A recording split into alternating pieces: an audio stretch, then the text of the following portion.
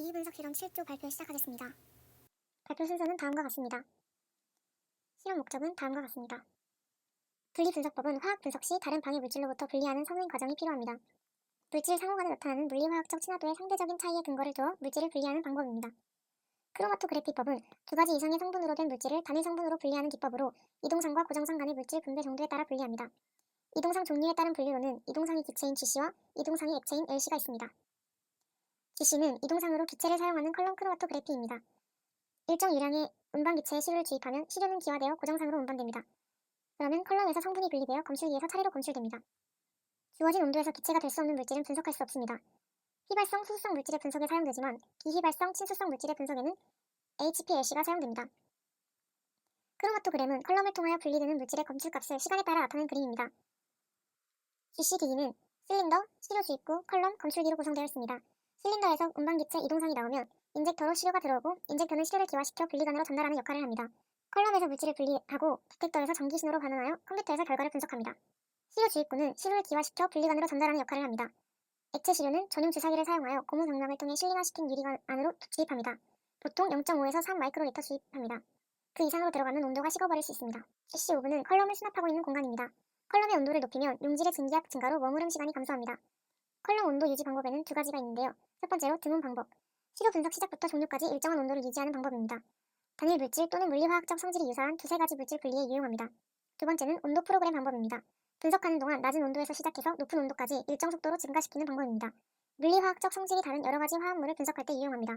GC 검출기는 GC 분석의 가장 마지막 단계에 위치합니다. 컬럼을 지나면서 분리된 성분들은 검출기에서 전기적 신호로 바뀝니다. 이를 종이에 표시한 것을 크로마토그램이라고 합니다. 검출기의 종류에는 열 전도도 검출기, 불꽃 이온화 검출기가 있습니다. 열 전도도 검출기는 초기에는 많이 사용되었으나 물질 분석에 따른 감도가 상대적으로 낮아 적은 양의 검출에는 부적합합니다. 간단한 유기화합물 및 무기화합물의 분석에 이용됩니다. 불꽃 이온화 검출기는 수소와 공기에 불꽃이 연소될 때 유입된 유기물질이 양이온과 전자로 생성되는 원리를 이용합니다. 석유로부터 유래되는 성분들의 분석에 탁월합니다. GC를 사용할 때 검출기에 따라 운반 기체를 선택해야 합니다. 실험 준비물은 다음과 같습니다. 실험 과정은 메인 밸브를 켜고 중간 밸브를 켭니다. 이동상은 질소 기체를 사용합니다. 컴퓨터와 기기를 순서대로 켠 후 기기 자체 점검이 끝나면 프로그램을 켭니다. 베이스라인이 안정화될 때까지 기다리고 GC 컨디션을 셋업합니다. 그리고 각 컬럼에 분석 샘플 0.5 마이크로리터를 주입하여 크로마토그램을 넣습니다. 주입한 샘플의 피크의 RT를 확인합니다. RT를 비교하여 샘플의 피크를 해석합니다. 저희는 두 개의 컬럼을 사용하였습니다. 카브웍스의 결과 분석 샘플은 0.691, 0.852, 1.008에서 RT가 측정되었고 아세톤은 0.677에서 RT가 측정되었고 에탄올은 1.065에서 RT가 측정되었고 메탄올은 0.857에서 RT가 측정되었습니다. HP5의 결과 분석 샘플은 5.247, 5.435, 5.600에서 RT가 측정되었고 아세톤은 5.593에서 RT가 측정되었고 에탄올은 5.458에서 RT가 측정되었고 메탄올은 5.246에서 RT가 측정되었습니다. 이를 통해 카브웍스 컬럼은 피크가 나온 순서가 아세톤, 메탄올, 에탄올 순서임을 알 수 있고 HP5 컬럼은 피크가 나온 순서가 메탄올, 에탄올, 아세톤 순서임을 알 수 있습니다. 이처럼 두 컬럼의 피크가 나오는 순서가 다른 이유는 사용한 컬럼의 머무름 기전 방법이 다르기 때문입니다. 카브웍스의 충전 컬럼은 물과 잘 결합하는 특징을 가진 충전재를 이용한 흡착 크로마토그래피의 메커니즘을 사용했고 HP5는 분배 크로마토그래피의 메커니즘으로 충진재로 미세한 구멍이 뚫려있는 실리카겔 충진재를 사용했습니다. 이렇게 머무름 기전이 다르기 때문에 컬럼마다 시료가 나오는 순서가 달라졌다고 생각합니다. 다음은 예제 1의 결과입니다. 두 번째로 예제 2의 결과입니다. 세 번째로 예제 3의 결과입니다. 발표 시작하겠습니다. 목적으로 이와 같습니다. 전기분석법. 전기분석법의 종류로는 전이차 분석법이 대표적이며 용액 중에 침투, 식힌투, 전극 사이의 전이차를 측정하여 목적 이온의 농도를 분석합니다. 이 방법을 사용한 것이 pH미터입니다. pH미터의 구성으로는 본체, 전극, 전극 스탠드가 있습니다. pH미터 전극에는 기준 전극과 지시 전극이 있으며 지시 전극 끝을 용액에 담그면 수소 이온의 이동으로 전이차가 발생해 pH를 계산하게 되는 원리입니다. 최근에는 기준 전극과 지시 전극이 유리관에 함께 들어있는 복합 전극을 사용합니다. 농도를 측정하기 전 pH가 일정한 4, 7, 10 표준 용액으로 보정하는 작업을 하게 됩니다. 실험 준비물은 다음과 같으며 실험에 필요한 시약은 표에 있는 양을 넣어 제조합니다. 버퍼와 KCl 용액의 실제 pH 농도를 측정하고 0.1몰 NaOH를 1ml씩 첨가하면서 pH 변화를 관찰합니다. 실험 과정은 다음과 같습니다. 첫 번째로 칼리브레이션을 하기 위해 보정액의 pH를 측정합니다. 보정액을 세척하고 측정하고자 하는 용액에 넣어 리드 버튼을 누른 후 pH 측정을 시작합니다.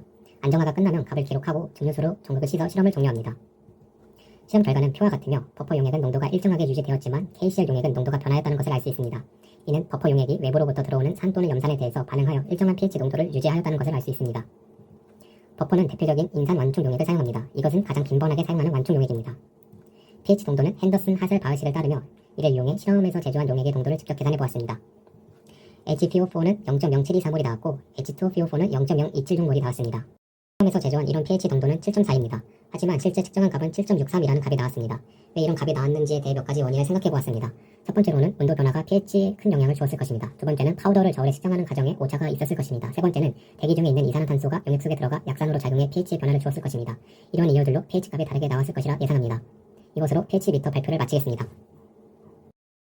다음은 HPLC입니다. 먼저 실험 목적입니다. HPLC 기기 구성과 분석의 흐름을 이해하여 이동상을 제조하고 샘플을 전처리하는 것입니다. 또한 HPLC를 구동하고 활용하여 미지시료의 아스코르브산 농도를 정량합니다. HPLC는 시료에 포함된 여러 물질을 신속하고 동시에 정량적으로 측정하는 기기입니다. HPLC는 정교한 과학 펌프가 개발되면서 분석 시간이 단축되었습니다. 현재는 HPLC 이후에 UPLC가 상용화되어 있습니다. HPLC의 구성은 펌프, 시료 주입 장치, 컬럼, 검출기 등으로 되어 있습니다. 다음은 LC 이동상 선택 방법입니다. 다음과 같은 내용을 고려하여서 이동상을 선택해야 합니다. 다음은 탈기입니다. 탈기를 통하여 이동상 중에 용존산소, 질소, 기포 등을 제거하여 컬럼의 압력이 일정하게 유지되게 해야 합니다. 단 HPLC에 탈기 장치가 장착된 경우에는 생략해도 됩니다. 펌프는 이동상을 밀어주는 역할을 합니다. 이동상 용매와 주입된 시료가 컬럼과 검출기를 거쳐 기기 외부로 나올 수 있도록 압력을 가합니다. 시료 주입 장치는 액체 시료를 주사기를 통해 주입합니다. 로드 상태에서 주입해야 하고 인젝터로 밸브를 돌리며 RT 측정을 시작합니다. 컬럼은 시료와 화합물을 분리합니다. 컬럼은 순상 크로마토그래피와 역상 크로마토그래피가 있는데 순상은 초기 분석법에 사용되었고 역상은 요새 대부분의 HPLC의 분석법입니다. 순상 크로마토그래피는 고정상으로 실리카, 아민 등의 극성 물질로 되어 있고 이동상에 상대적으로 비극성인 용매를 사용합니다. 그래서 비극성 물질이 먼저 용출되고 극성 물질은 나중에 용출됩니다. 역상 크로마토그래피는 고정상으로 비극성인 작용기를 실리카에 흡착시켜 사용합니다. 이동상에 상대적으로 극성인 용매를 사용하는데 이는 수용액 상태의 시료도 분리가 가능합니다. 그래서 극성 물질이 먼저 용출되고 비극성 물질은 나중에 용출됩니다. 검출기에서는 시료의 성분이 검출됩니다. 검출기에는 흑광도 검출기와 굴절률 검출기가 있습니다. GC와 HPLC의 차이는 다음과 같습니다. 실험 준비물은 다음과 같습니다. 시료 제조 방법도 다음과 같습니다. 분석 기기 조건도 다음과 같습니다. 비타민C 분석을 위한 기기의 조건을 다음과 같은 조건으로 사용하였습니다. 다음은 실험 과정입니다. 먼저 컴퓨터와 기기의 전원을 켜고 스위치를 켭니다. 그 다음 펌프를 열어서 웨이스트로 이동상을 흘려줍니다. 펌프의 유량을 조절하여 이동상을 컬럼에 흘려줍니다. 베이스라인이 안정화되면 분석을 시작합니다. 분석이 끝나면 펌프의 유량을 0으로 설정하고 기기, 스위치, 컴퓨터의 전원을 끕니다. 결과 및 해석입니다. 각 표준 용액과 미지시료의 RT와 피크 면적이 다음과 같은 내용의 결과로 나왔습니다. 실험의 결과를 토대로 미지시료 샘플의 농도를 구하였습니다. 구하였더니 10배 희석한 샘플은 476.3 ppm, 100배 희석한 샘플은 49.06 ppm으로 나왔습니다. 다음은 토의와 고찰입니다. 먼저 시료를 희석하였기 때문에 희석 배수를 곱하여서 실제 비타민의 농도를 각각 구할 수 있었습니다. 다음으로 희석 샘플의 농도가 적게 나온 이유에 대해서 생각해 보았는데 비타민은 공기나 빛에 의해 쉽게 분해가 될 수 있고 특히 비타민C와 같은 비타민은 산소, 열, 빛에 의해 쉽게 분해가 될 수 있습니다. 따라서 뚜껑을 열었을 때 짧은 시간이지만 비타민이 산화가 되어서 농도가 낮게 나왔을 것이라고 생각합니다. 그리고 비타민 음료가 갈색병에 담겨있는 이유도 자외선 투과를 막아 비타민C 파괴를 최소화하는 것으로 생각해 보았습니다.